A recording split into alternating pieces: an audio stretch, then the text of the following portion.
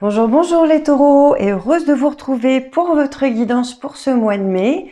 Alors je vous souhaite également à tous un très bel et très joyeux anniversaire et ça malgré les circonstances. J'espère également que tout se passe au mieux. Alors on verra déjà ici votre première quinzaine pour le mois, les messages qu'on a et ensuite ici la deuxième quinzaine. Et l'autre ligne, la dernière que je vais baisser maintenant, ce sera des messages globaux, on va dire pour le mois que je vous montrerai un peu après. Là, je vais faire un peu de place pour que vous puissiez déjà voir un petit peu ici ce qui se passe. Alors, pour la première quinzaine, vous avez ici déjà le 9 de bâton. Alors les bâtons, on parle ici plutôt d'un aspect professionnel et matériel, ça parle généralement davantage, on va dire, des signes de feu, comme Bélier, Lion, Sagittaire, qu'on va retrouver aussi ici comme élément. Donc on reste, on va dire ici quand même sur le même plan, enfin surtout sur cet aspect-là a priori que votre mois est axé.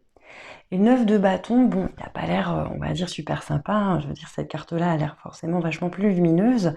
Néanmoins, on est au 9, les séries sont des séries 10, donc on arrive ici au bout d'un cycle. Alors, effectivement, l'eau qui peut représenter les émotions, vous voyez, c'est quand même assez chahuté, il y a de la houle, ça y va assez fort, donc il peut peut-être y avoir des effets aussi d'ascenseur émotionnel. On voit également qu'il y a des éclairs, que le ciel est gris, qu'il est chargé, donc il peut y avoir aussi des tensions, peut-être un peu de brume quelque part dans son esprit, c'est-à-dire que nos idées sont peut-être pas forcément claires.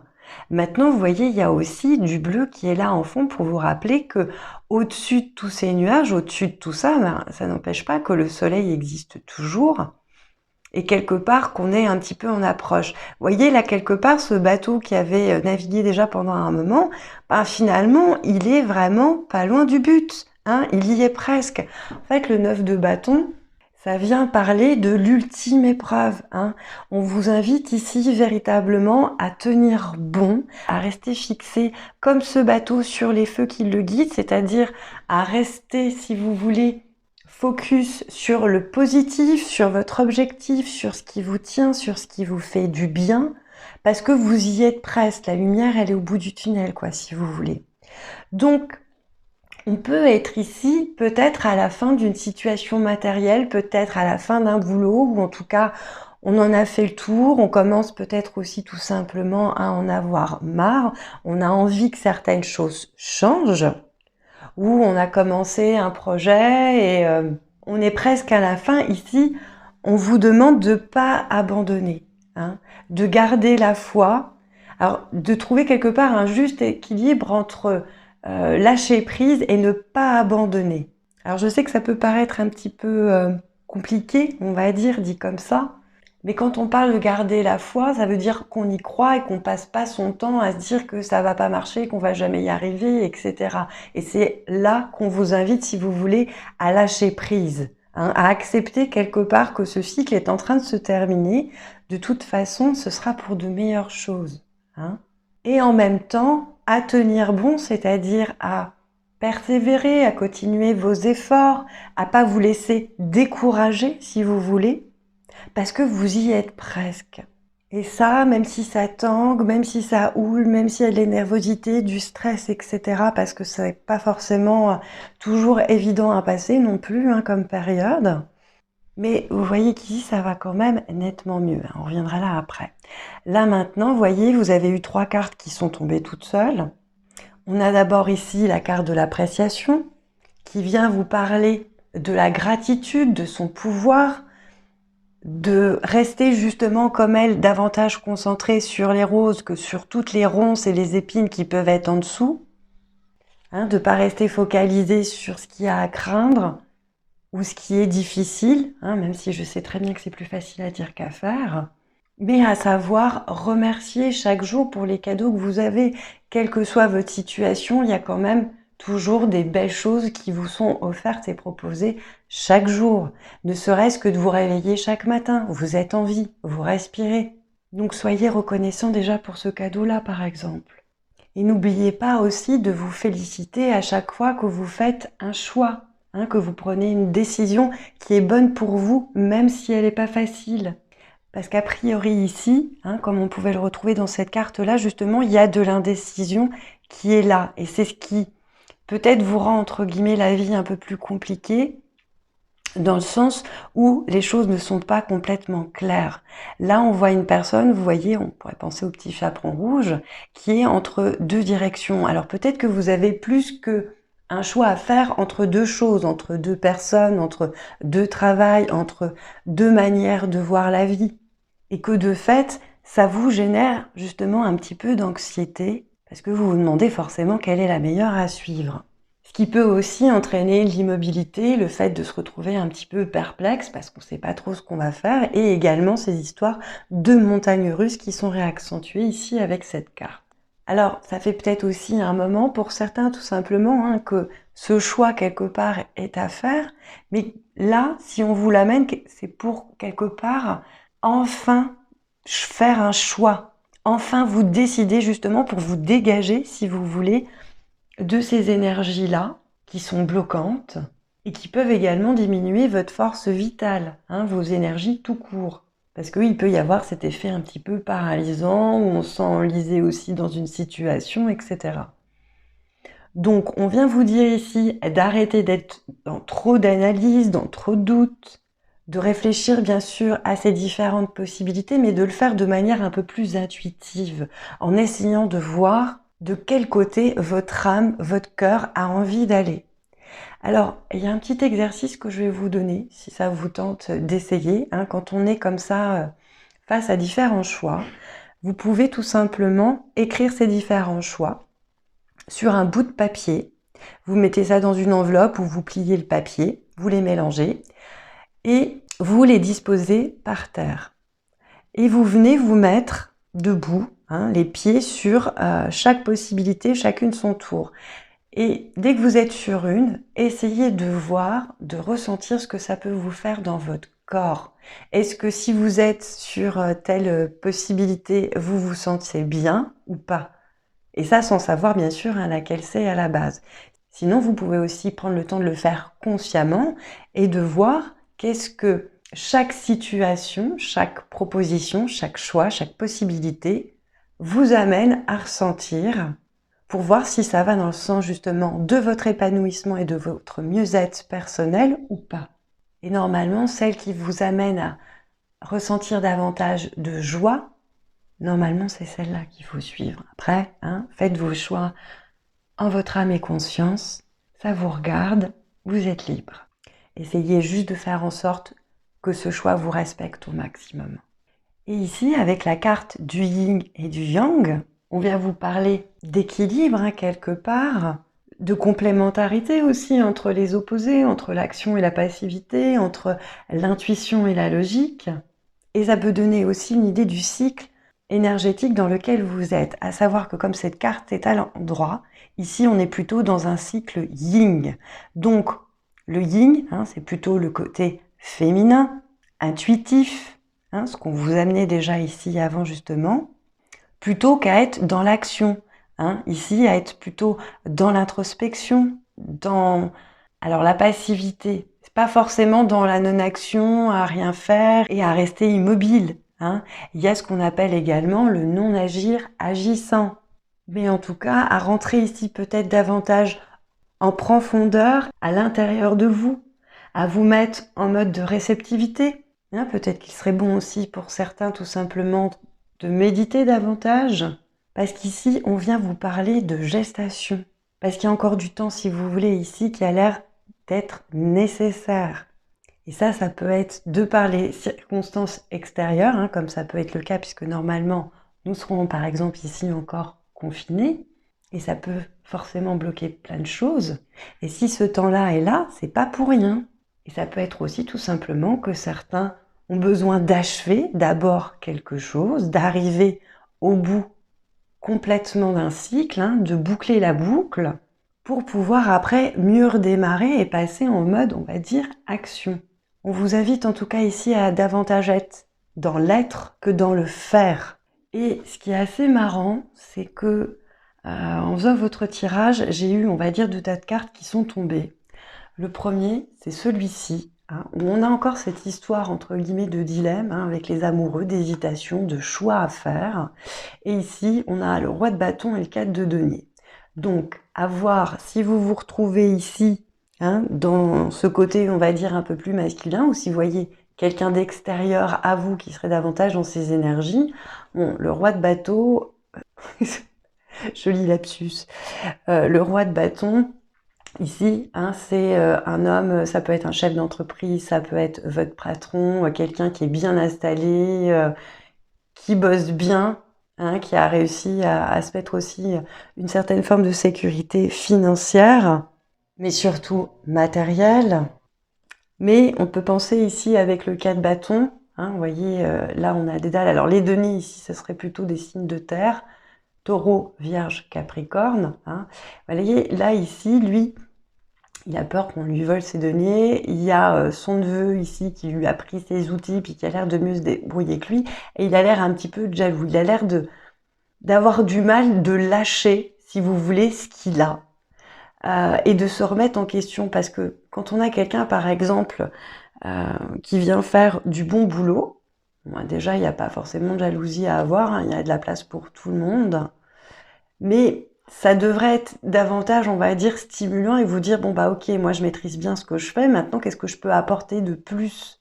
Vous voyez ce que je veux dire? Ça peut être un concurrent, mais aussi dans le bon sens. En tout cas ici, ce que ça représente surtout, c'est quelqu'un qui a du mal de lâcher ses habitudes, ses vieilles croyances. Donc peut-être aussi que l'hésitation se fait, si vous voulez, peut-être aussi par rapport à cette personne ou par rapport à vous, vos habitudes de vie, notamment peut-être aussi par rapport au travail, puisqu'on a encore à nouveau cet aspect de bâton qui est là. Vous voyez, ça peut être aussi quelqu'un qui est employé, qui est dans une situation stable et qui aimerait peut-être aussi tout simplement devenir auto-entrepreneur, hein, monter sa boîte, s'élever, et qui ose peut-être pas encore forcément se lancer, ou ça peut être dans un cas, on va dire, plus amoureux, à cause de deux hommes différents, ou à cause de cet homme-là que je viens, entre guillemets, de vous décrire. Et dans le deuxième tas, vous avez eu cette carte-là et cette carte-là. Donc, comme quoi, vous deviez vraiment bien la voir. Et ce qui est assez marrant, c'est qu'on vous parle ici de réceptivité. Bon, bah, la lune, hein, on peut pas plus être dans le féminin sacré, dans l'intuition, dans la connexion, justement, avec le monde supérieur. Mais ça peut représenter aussi cet état, peut-être, de confusion que vous pouvez ressentir ici, à ce moment-là. Cette idée aussi de patience et de gestation. Hein. Et je pense que c'est pas pour rien, justement, ici, qu'elle était associée là. Donc, je vous la montre, mais je vous la reprends. Hein, je pense que vous avez compris quand même l'idée. Et d'ailleurs, ici, maintenant, quand on passe sur la deuxième quinzaine, on est donc avec le 4 de bâton. On voit qu'ici, la mer, elle est complètement calme, qu'il n'y a pas un nuage à l'horizon.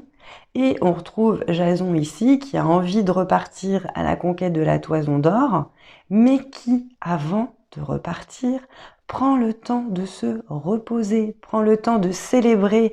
Alors ici, c'est le baptême de l'Argo, hein, de ce fameux bateau qu'ils vont prendre après, hein, de se réunir avec des personnes qu'il aime et qu'il apprécie, avec ses compagnons de voyage. Ici, on retrouve le roi de coupe qui représente, on va dire, l'aspect plutôt émotionnel, sentimental. Ici, on a Héraclès qui représente la force.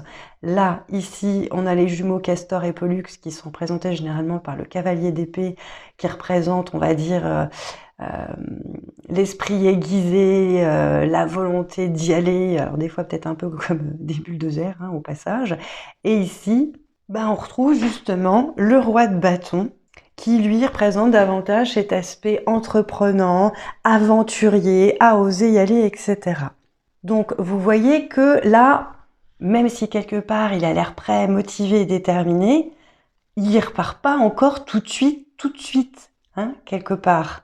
Hein. Il prend déjà ce temps de se féliciter aussi tout simplement, je pense, d'avoir réussi à passer cette période-là, à avoir apaisé et éclairci aussi son esprit, parce que là, grossièrement, ça y est, la place, elle est faite dans sa tête.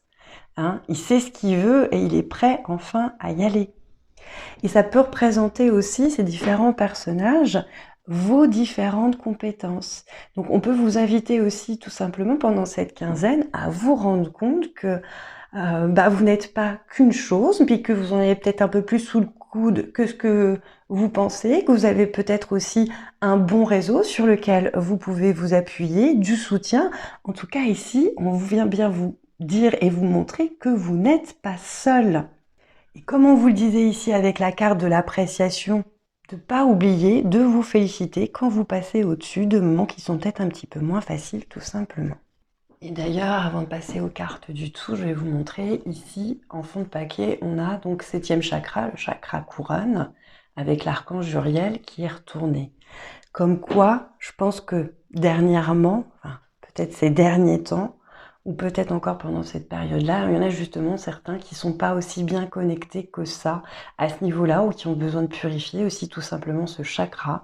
Donc je pense que vous pouvez demander de l'aide à l'archange Uriel justement pour vous y aider, pour faire justement un petit peu de place et d'éclaircie aussi à ce niveau-là. Vous pouvez prendre aussi des pierres violettes comme l'améthyste aussi, qui aident aussi également justement par rapport à tout ce qui est anxiété, à faire retomber justement un petit peu tout ça. Et je vais vous donner d'ailleurs l'affirmation que vous pourrez dire pour vous aider par rapport à ce chakra-là, qui est « Mon 7e chakra est parfaitement et sainement ouvert.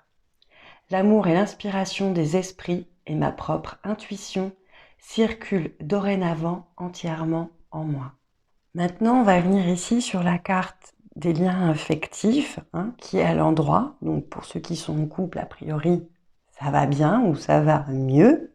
Mais on va dire que ça ne parle pas forcément que de relations sentimentales. Ça peut parler également d'amitié, de partenariat avec une autre personne, de la possibilité également d'un nouvel amour. Alors, nouvel amour, on peut retrouver aussi quelqu'un, on peut voir ici le prince charmant qui vient nous protéger un petit peu avec cette carte-là, sur laquelle je reviendrai après. Mais ce qui m'a fait sourire, c'est que pareil, quand j'ai voulu prendre les cartes pour votre tirage, celle-là, elle était restée sur le côté. J'avais oublié de la prendre si vous voulez. Donc, il y a peut-être pour certains, certaines en tout cas, quelqu'un qui va venir éveiller vos sentiments romantiques. Ça peut être également une nouvelle rencontre, une nouvelle personne qui rentre dans votre vie. Ça peut être aussi quelque part, je vais pas dire une renaissance de votre amour avec quelqu'un, mais une certaine forme peut-être tout simplement de renouveau aussi dans votre relation si elle est déjà établie. Donc on peut parler de commencement, mais ça peut être aussi l'approfondissement aussi tout simplement d'une amitié ou d'une relation, voire comme on vous l'a dit, d'un nouvel engagement au niveau professionnel, ce qu'on peut retrouver ici, puisque quelque part lui, il s'entoure de personnes qui ont certaines compétences. Donc, à vous de voir, on vous dit de rester à l'affût peut-être de nouveaux liens qui pourraient se former, de nouvelles relations qui pourraient se présenter aussi à vous, de bien entretenir évidemment celles que vous avez déjà, et si vous voulez, de savoir dire oui ou de remarquer les occasions tout simplement de créer de nouveaux liens ou d'en approfondir certains, comme dit. Et ce que j'ai trouvé assez marrant, c'est que pareil, en faisant votre tirage, j'ai eu 2 cartes avec l'oracle des fleurs qui sont tombées. Et ici, on a eu l'hortensia et la tubéreuse, qui sont vraiment magnifiques, comme vous pouvez le voir. Et l'hortensia, elle vient parler ici de restructuration des schémas. Et ici, la tubéreuse, elle vient parler d'harmonie conjugale. Donc, il y a peut-être aussi pour certains des choses à revoir aussi par rapport à leur manière de concevoir le couple, d'être en couple, de revoir peut-être aussi ce que vous attendez par rapport à une relation, par rapport à quelqu'un, pas forcément qu'au niveau sentimental. Et elle parle ici de justement redirection. Alors, redirection, ça ne veut pas forcément dire y retourner, s'il y en avait certains par exemple qui avaient mis fin à une relation, mais de vous rediriger, de vous retourner quelque part si vous voulez dans le bon sens, dans celui qui respecte votre âme. Peut-être aussi tout simplement pour que si jamais il y en a certains qui sont seuls ou qui le sont devenus, on va dire peut-être récemment ou que ça n'allait pas dans leur couple, de prendre conscience si vous voulez de ce qui a créé des dysfonctionnements pour ne pas à nouveau les renouveler et rester vraiment dans des liens affectifs harmonieux, dans le bon sens. Hein, on n'arrête pas de vous diriger. Moi, je suis presque étonnée qu'on n'ait pas eu la carte de l'étoile, parce que c'est vraiment ça, cette idée de rester fixé sur ce qu'il y a de meilleur et de positif pour soi. Bon, maintenant ici, on a la carte de la corde de l'abondance, mais qui est retournée. Alors, pas de panique, ça ne veut pas dire que ça va forcément être une grosse période de disette ici. Simplement, ça peut exprimer le fait qu'il y ait peut-être encore du retard pour que ce que vous vouliez vraiment se matérialise pendant cette quinzaine-là. Hein. Alors, je ne sais pas si finalement le confinement sera poursuivi, puisqu'a priori, ça risque aussi d'être, on va dire, progressif. Ça sera peut-être pas forcément tout le monde en même temps. Maintenant, ça peut peut-être vouloir dire aussi que de toute façon, même si, on va dire, ce confinement, allez, se lève, c'est pas parce que vous venez de lancer ou de rencontrer plutôt quelqu'un pour créer un partenariat que ça va aussi se faire comme ça en 2-2. On vous rappelle ici de prendre le temps, de pas être trop impulsif. Donc, si jamais vous vous sentez à ce moment-là à nouveau découragé, parce que ça se fait pas tout de suite, ou s'il y a d'autres, si vous voulez, obstacles qui vous attendent, un petit peu comme lui, parce que là, il en est qu'au 4. Il y a une petite période de répit, mais il a encore du taf après, puis d'autres obstacles justement à surmonter encore après. Soyez quelque part pas forcément étonnés non plus. C'est une manière de vous dire, vendez pas la peau de l'ours avant de l'avoir tué. Si les choses se décantent, c'est bien, mais ça ne veut pas dire que vous allez arriver au bout du bout comme ça non plus en 2 secondes. Donc, restez patient, persistant, persévérant, parce qu'on vient vous inviter ici aussi à essayer d'atteindre vos objectifs, mais peut-être d'une autre manière que celle que vous aviez, on va dire, jusqu'à maintenant. On vous invite vraiment à regarder les choses différemment et à ne pas répéter les mêmes erreurs, à faire quelque chose de nouveau pour aller vers quelque chose de plus juste pour vous. Donc, il peut peut-être y avoir encore un peu de restriction à l'ordre du jour, ou l'impression peut-être de manquer encore peut-être de moyens, de certaines choses, mais en tout cas, pareil, ne restez pas bloqué sur cette idée de manque, parce que c'est comme ça qu'on en attire justement du manque. Donc, on vous invite à nouveau à plonger profondément en vous, donc quelque part à continuer ce qui vous a été amené ici et initié, parce que vous avez justement une nouvelle direction à prendre, des leçons peut-être aussi à apprendre, à tirer comme je vous l'ai dit. Donc restez ouvert, flexible, conscient. Et rappelez-vous aussi que il peut y avoir plusieurs chemins qui peuvent vous amener au bonheur, à ce que vous voulez. D'un air de dire, peut-être que vous pensez jusqu'à maintenant que pour que vous soyez heureux ou atteindre tel objectif, ça doit impérativement se passer comme ça, qu'il y ait telle ou telle condition. Sauf que ça, quelque part, c'est un peu trop cadré et ça laisse pas assez de place, si vous voulez, à l'univers pour vous amener ce dont vous avez véritablement besoin. Et vous voyez, la patience, on vous en remet une couche, j'ai le pendu derrière en fond, et le pendu, c'est également le lâcher-prise. Quelque part, on vous demande d'être moins contrôlant, d'accepter un petit peu le flux de la vie et de laisser aussi l'univers faire son travail. Et cette notion-là, on l'a également en fond de paquet avec les fleurs de Bach, avec chêne, oak, qui vous parle de savoir accepter ses limites et de lâcher prise. Donc on en remet encore une couche. Maintenant, on va revenir ici sur ce beau chevalier avec le millefeuille. Alors comme à chaque fois, que ce soit avec cet oracle-là ou avec les fleurs de Bach, vous pouvez vous connecter aussi directement à l'énergie de ces fleurs-là, de vous en entourer, de vous en faire des bouquets, pour amener, on va dire, ces bienfaits-là dans votre vie. Donc, le millefeuille, là, on a de la protection qui est à l'œuvre.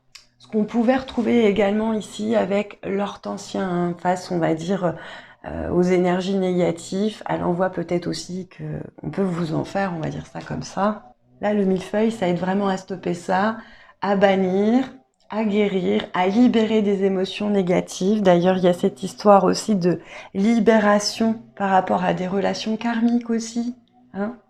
Et je pense que ce qu'on vous amène aussi, c'est cet esprit guerrier. Quand je vois ici la magnifique épée qu'on a à nouveau avec la force, à vous rappeler, je pense aussi que vous avez plus de force que ce que vous ne pouvez imaginer à certains moments. Et lui, il est dans la décontraction, il est confiant, il est alerte. Il sait se défendre. Je vous disais aussi tout à l'heure que ça pouvait représenter une nouvelle personne qui peut rentrer dans votre vie, mais on peut aussi y voir l'aide divine, entre guillemets, hein, celle de vos guides, en fonction de vos croyances, qui sont là hein, et qui ne vous laissent pas tomber, ni attaquer. Et là, si vous voulez, avec cette carte, on vient vous rassurer justement en vous disant que vous n'avez rien à craindre.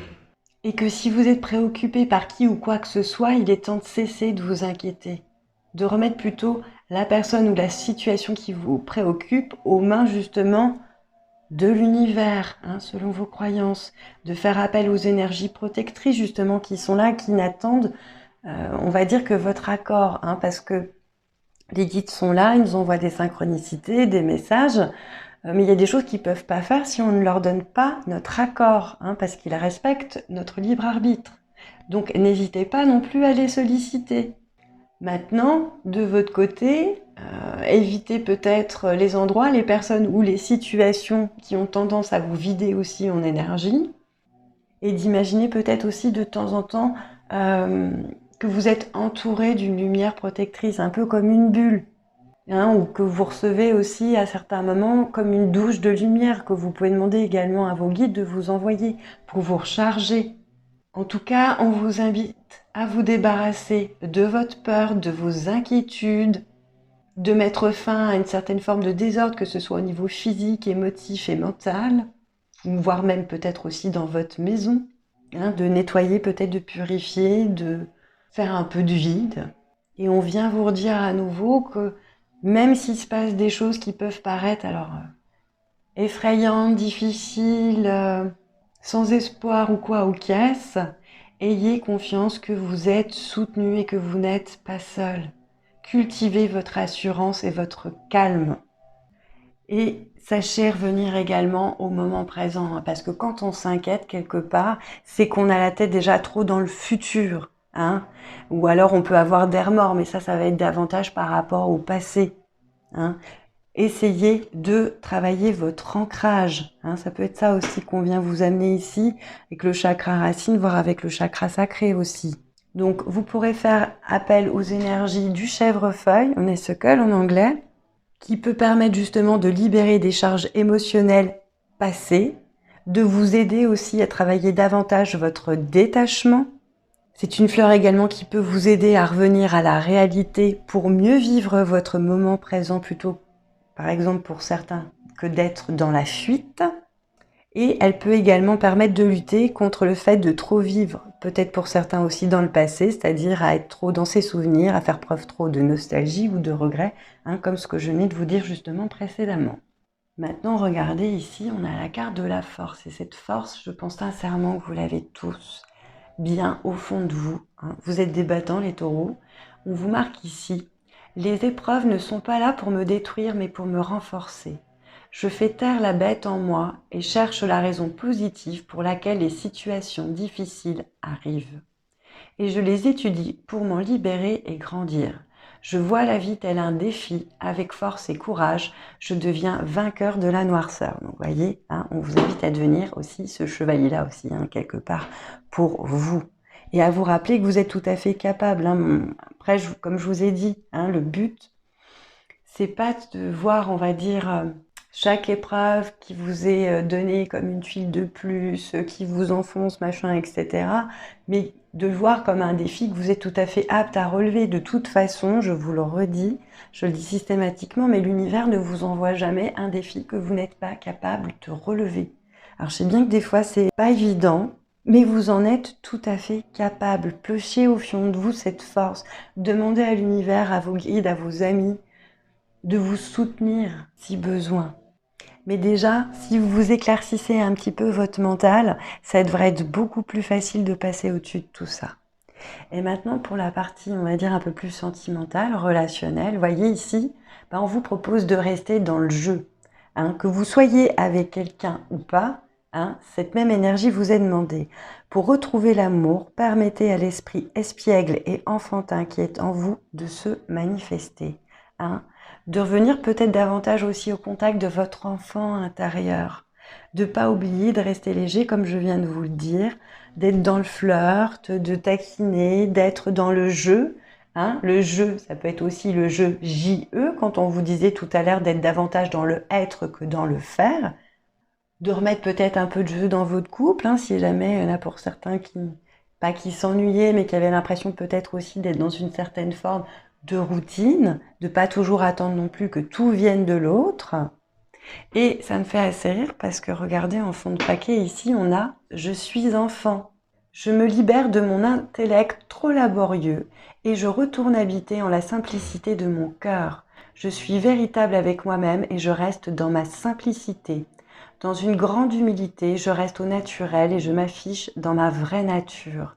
Je vis le présent en m'émerveillant devant chaque petit trésor enchanteur de la vie. Et ça me fait penser aussi à ce pouvoir de la gratitude qu'on vous a mis là. Et voyez le fait de simplifier aussi, de simplifier vos pensées, de simplifier votre vie, hein, d'éclaircir un petit peu tout ce qu'il y a à éclaircir. Et puis, bon, j'ai pas eu de pierre à proprement dit pour vous aider, mais maintenant je comprends mieux. Alors, la fleur de vie, c'est ce qu'on appelle une onde de forme, hein. C'est un symbole aussi qui fait partie de la géométrie sacrée, puisque ça rassemble tous les éléments qui sont essentiels à la construction de l'univers, mais également de toute forme de vie. On peut retrouver dedans les symboles de l'œuf, de la graine, de l'arbre et du fruit de la vie. Et ce symbole permet d'harmoniser, de redynamiser, régénérer, rééquilibrer, protéger et purifier, alors que ce soit vous, vos différents corps, vos différentes énergies, mais également des lieux. On peut l'utiliser également pour dynamiser de l'eau, hein. Vous pouvez par exemple mettre votre bouteille dessus, vous pouvez faire pareil aussi avec votre alimentation, vous mettrez votre assiette dessus. Ça aide, si vous voulez, à retrouver vraiment de la vitalité. Il y a même encore une foule de vertus qu'elle a, vraiment, cette fleur de vie. Mais après, bah voilà, ça va dépendre de tout à chacun, de ce dont vous avez véritablement besoin. Moi, j'en ai toujours une maintenant autour de mon cou. Donc voilà, vous êtes invité à utiliser ce symbole que vous pouvez aussi dessiner, hein, si vous en avez pas. Moi, j'en ai une par exemple en dessous de ma table de soins. On en a même en dessous de verre. Enfin voilà, libre à vous, hein, comme d'habitude. En tout cas, j'espère que tous ces messages vous aideront et vous guideront au mieux pour ce mois de mai. Prenez tous bien soin de vous. Je vous embrasse tous chaleureusement. Et puis je vous dis à bientôt les taureaux. Namasté.